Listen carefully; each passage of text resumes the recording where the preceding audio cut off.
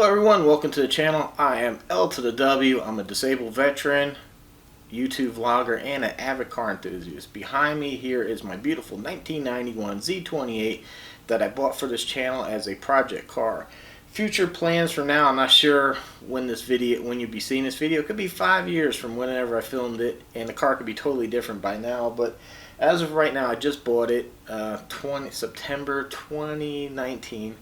My game plan are change the rims, lower it down, put some bigger brakes. We're going to do some engine modifications and just make this a very clean, very nice, fast, powerful car. So if that interests you at all, make sure you go ahead and hit that subscribe button. Check out some of those videos. Like I said, this is after 2019. You never know. YouTube kind of goes on forever.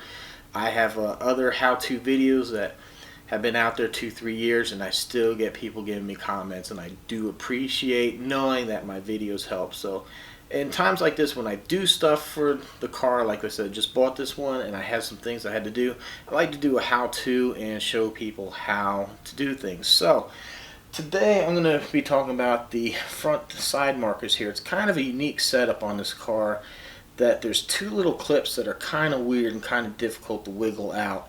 Initially I went underneath the car and figured I would just pop them out, but that's not the case. So these cars are generally old. This 1991 is over 25 years old now, so yours might be damaged from just years. They might be faded.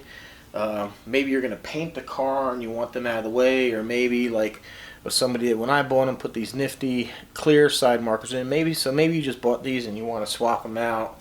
I happen to do the reverse. My car came with these and I wasn't a big fan, so I swapped them out. So I'm going to go ahead and show you. I did watch one video on how to do this, and they said no tools required, and I got to say I wholeheartedly disagree with that 100%. Instead, what I say is what you're going to need is a 13mm socket, a long extension, and a ratchet, and I'll show you why. As you can see here on the passenger side, there is your side marker right there. Do you see any way of getting that out? No, what you need to do is take this bolt out and remove the horn. There's enough wire to lay the horn right here next to the charcoal canister, but there's no way you're getting your hands in there to mess with that at all. Like I said, I got it done with that horn there, but you're going to have to remove that horn. Now this side's a little blocked, so I'm going to show you more on the other side. There is the side marker on the passenger side of the car, and as you can see, the battery is right here. Now, for me, there is just no way I can't even get my hand to fit into that spot. I mean, yeah, I could maybe go in like this a little bit, but it's very, very difficult. So to ease the process, there's one bolt right down there, another 13mm, and we're just going to go ahead and take that bracket out.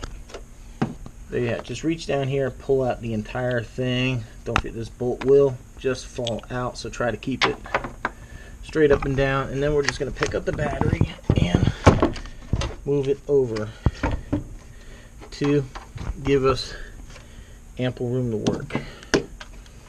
This is going to be really hard to film, so if my hand gets in the way of the little GoPro here, I'm sorry, but I'm doing the best that I can. So here is the clip. There's two of them, one on each side, and basically what you do is you pick it up like that, and then when you get it over, you can wiggle it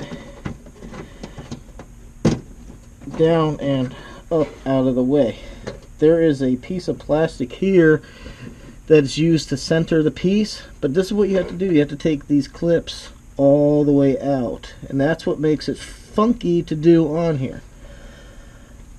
So now to reverse the process, we're going to drop it in this ear. There we go, and then we snap it into place like that. Just make sure that this piece of plastic is centered in there. If you need to get the bulb out, just twist it and it comes out. Put it in, give it a little twist. And there you go. Like I said, there's one on each side. They sit at a little weird angle. Here's a closer look at what you're working with. Here's that divider that the clip needs to go into, and these four pieces here are the ears. Like I said, they're not straight, so you have to push that pin down get it out of the ear and then pop it back up. And then the fun part is when you put it back in, you have to get it in one ear, back the other, and then center, and then spring load them out to lock. So there you have it. Not a hard process at all, just a little funky. I've worked on a few cars in my time, and I've never seen a setup like this to try to get side markers out. But I've never really had to remove a side marker either. It's usually just pop a bulb in and out. But I said these cars are getting old for various reasons. Maybe you want to put in new ones, get the car painted, like I said, and take them out. So I wanted to show you, and I think you've seen now why I totally disagree with the statement of no tools required. There's no way that on this side that you're getting your hand in between those horns, and even if you did, would you have enough dexterity, enough movement to get those clips in and out and move it? And the same thing with the battery. It's extremely tight, and you need to be able to move your hand around to manipulate those clips. So it's a whole lot easier just to spend a minute, loosen that battery up and slide it over. Like I said, you don't even have to disconnect the battery. Just moving it over a couple inches gives you plenty of room. And I mean, I got fairly large hands. I'm a 6'1" guy, so if that works for me, it probably worked for a lot of people. So thank you for watching. Hopefully you learned something. Please go ahead and leave a thumbs up. It's absolutely free of charge, costs you nothing, no obligation involved.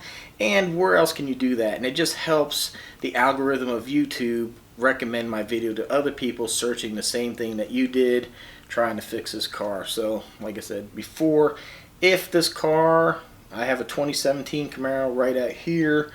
If you watch the channel, you know it's a 50th anniversary supercharged 2SS Camaro, and she is absolutely sweet. We have a GTO and that, and we're just working on some great stuff for the channel, so you might want to consider going ahead and hitting that subscribe button and get into all this great car stuff. Again, thanks for watching. Hopefully this helped you. Let me know in the comments down below if it did, and hopefully we will see you on the next one.